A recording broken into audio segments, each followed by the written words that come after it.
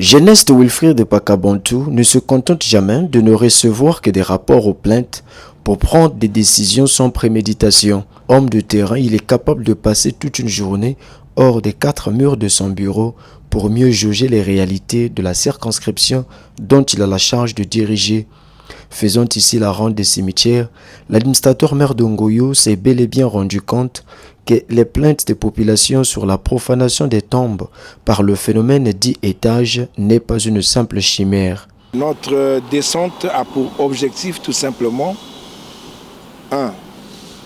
c'est sur rappel et c'est sur invite des populations qui ont constaté qu'il y avait un phénomène dans notre arrondissement, dans plusieurs cimetières où il y avait la profanation ou les profanations de tombes par le phénomène étage, c'est-à-dire où il y avait des anciens cimetières.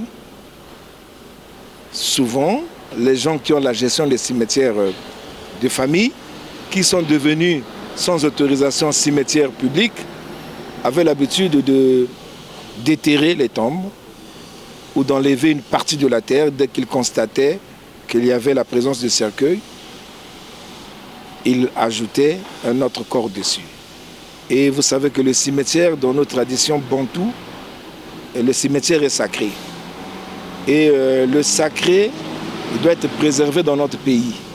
Et c'est comme le respect de tous les défunts et de leur repos. Cette profanation induit d'autres conséquences. Il y a des cimetières qui arrivent déjà au bord de la voie goudronnée ou bien des voies publiques. C'est le domaine public qui est attaqué. Vous avez aussi constaté qu'on ne peut plus circuler dans un cimetière, même pour la pose d'une gerbe de fleurs ou pour une méditation. Alors que ce sont des lieux où les populations peuvent aller pour méditer, aller s'incliner, aller rendre hommage à leurs défunts parents. Mais d'où vient-il que dans notre arrondissement, on peut se laisser aller?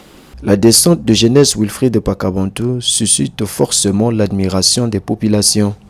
Ce cimetière, c'était, je crois bien que fini. Et les gens maintenant, ils viennent pour acheter des parcelles, pour enterrer les corps.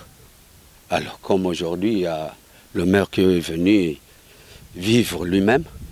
Les populations de Ngoyo peuvent compter sur l'agilité de leur administrateur maire. Des mesures vont être prises. Nous allons écrire à Madame la Présidente du Conseil départemental et municipal, maire de la ville, elle qui a le pouvoir de délibération avec le Conseil départemental et municipal, d'appuyer la décision que nous allons prendre, celle de fermer au public les cimetières de Nanga, les cimetières de Chimbambuka, les cimetières de Chimani, d'Unjeno que nous avons visités et de Kotmatev. Il faut que des délibérations soient prises pour que ces désordres et cette anarchie s'arrêtent. Vous savez que le président de la République veille sur la quiétude des populations. Il tient à la paix, à la sécurité, à la tranquillité. Autour de ces cimetières, il y a des populations qui habitent, qui ont des puits d'eau, qui ont des élevages, qui ont des jardins.